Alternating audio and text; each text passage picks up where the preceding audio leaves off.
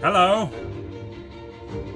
Hey, I know I'm early. I'm early by an hour, and that's okay because I'm going to do a Magic Monday every Monday, and I'm unable to do it 12 o'clock today, so I'm doing it now.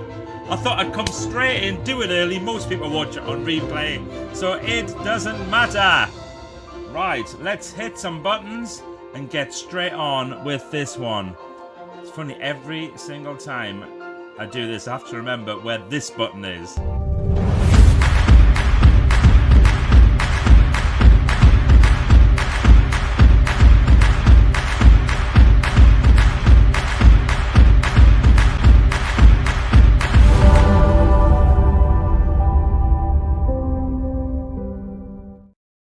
Yes, it's the start of the week. Grab your coffee cups. It's Magic Monday Live. And for the observant amongst you, yes, I am starting 1 hour early. It's sort of like a Magic Monday, as if I were somewhere romantic in Europe. But I'm not. I'm here in the UK, but I'm having to do an hour early this week. But it's a great message. I think you'll enjoy it. In fact, I know you'll enjoy it. It's a cracker. So I want to talk a little bit about something called survivorship bias. Bit of a big name, this one. But basically, it's quite a simple thing that I want to share with you. So I have other thing. Just slow down for a second, Michael. I had some very good feedback from somebody the other day, and they said, I love your lives, but boy, you talk quickly.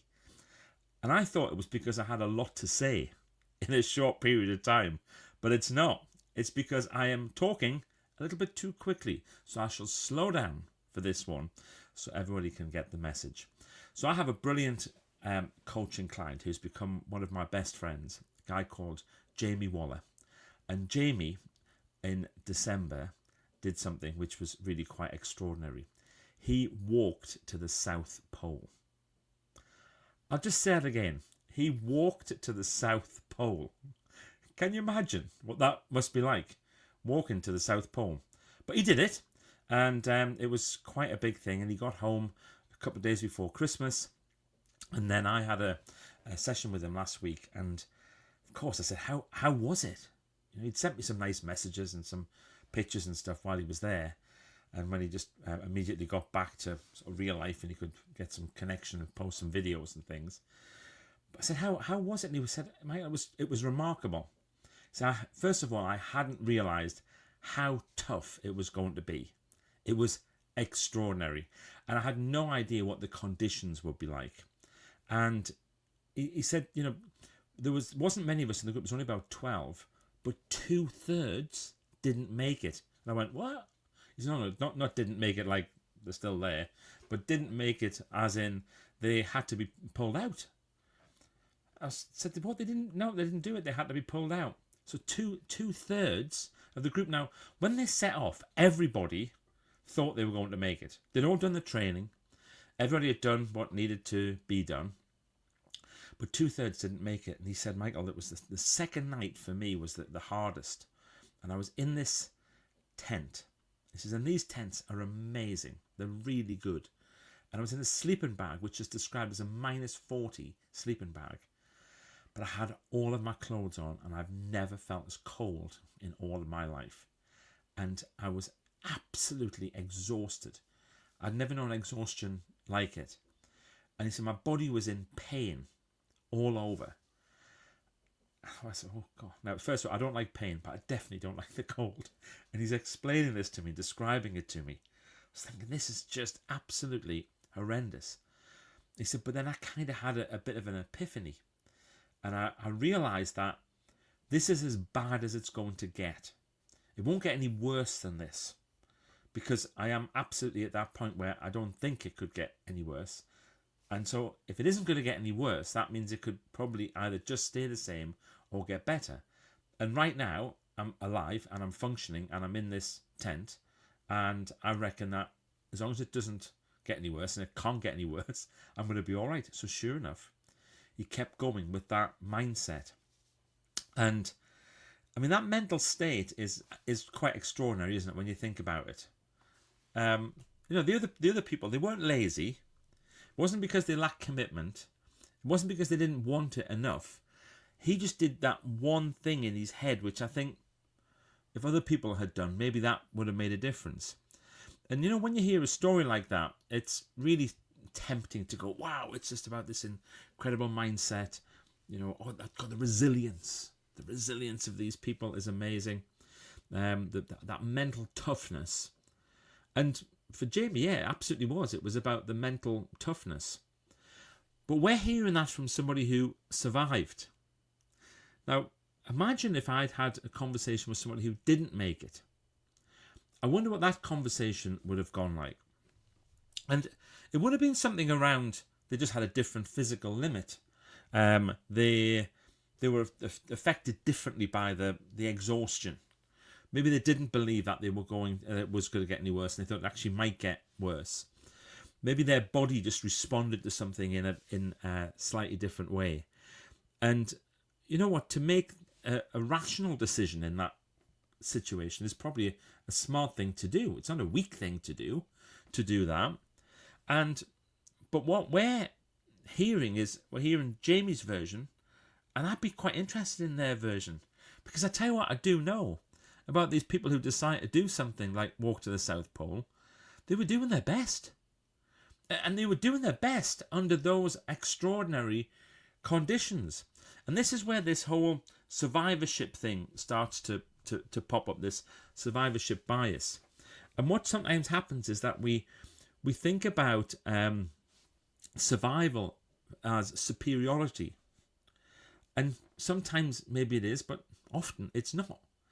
And we think that endurance is sometimes the correct thing to do. Just battle through.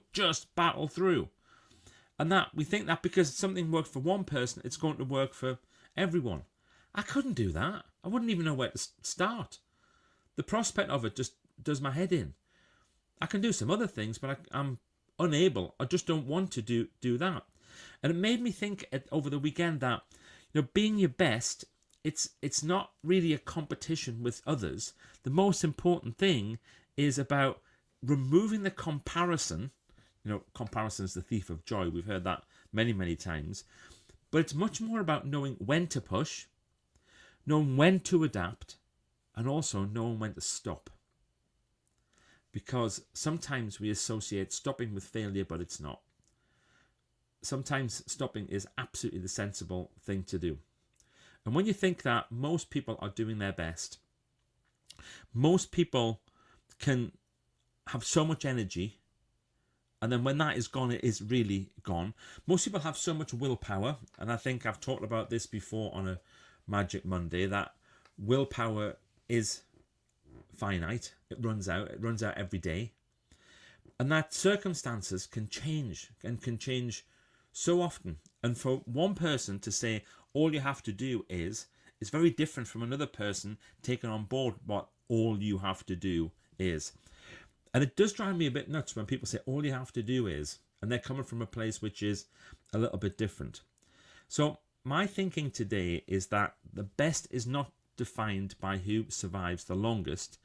It's defined by the person who is the most honest about what for themselves, about what's sustainable, what's healthy, most importantly, what's right. And sometimes it looks like pushing through, and sometimes it looks like stepping back a little bit, and that's okay. And sometimes it can be a bit of both. And sometimes the strongest thing to do is to stop. And maybe those 8 people were being very strong in their own way by not just pushing through. Let's see who's here, because I am doing this a little bit differently today, and it's always interesting to see if people manage to find me. So yes, so here's Angie Vale saying, good morning, Michael. Good morning, Angie, to you. Jeannie Duncanson. Jeannie, how lovely to see you, saying good morning, Michael. Oh, Jeannie, it's lovely to see you. They did brilliantly to get as far as they did. This is Angie's view. I think this is spot on, Angie. They did brilliantly to get as far as they did. We should all know our limits. We compete against ourselves and not others. Yes. Bingo. I'm pleased you're here, Angie, because we've got some comments. And this is from a 62-year-old netball player. And, you know, I love the fact that Angie gets out there and does her netball. There's a certain social element as well to that, Angie, as we know, but the competitive element. I know what it's like when you get on that netball court. You want to win. Absolutely, you want to win. So I hope you've enjoyed this today. As a time to see who's here on Instagram as well. So Caroline and Ruth and Reese and Alex and Joyce from Bypass to Bees. That's interesting. Who's that? Stephen Heppel's here. Stephen! Uncle Stephen Heppel. Can I say, Stephen Heppel, he's not really my uncle, but he's a remarkable person. I didn't realise, Stephen, how poorly you had been last year. My goodness, you've had your own battle, haven't you? What a battle you've had. And it's amazing to see how you've come out the other side. Leslie Cherry's here. Heather Lee's here. Who else have we got? Robin Morrison. Hi, Michael. Lovely to see you. Hi. Maybe I should do these always at 11 o'clock. I seem to have more people, more action. Victoria. There's Victoria Wilson-Crane. Checks Watch. You're early. I am early, Vic. But I've explained. If you watch the start at the end, you'll see why. I just had to do it. I'm not going to be here at 12 o'clock. That's why. It's a very busy time for keynote speakers. A very, very busy time for keynote speakers. Especially this week. A lot of kickoffs been happening. A lot of people kind of getting set up for 2026. Well, what my message would be there if somebody said, Mike, I want to book you to do a keynote. Just talk about just winning. Why we have to win everything. Be interesting to go along with that message, wouldn't it? Because it means if you're winning, somebody else is losing, and we can't win everything all of the time. Anybody with children will have said that to their kids. Unless, of course, you're one of those people that says, yes, you can win all the time. Even when you're a loser, you're a winner. A bit of a strange one. Never mind.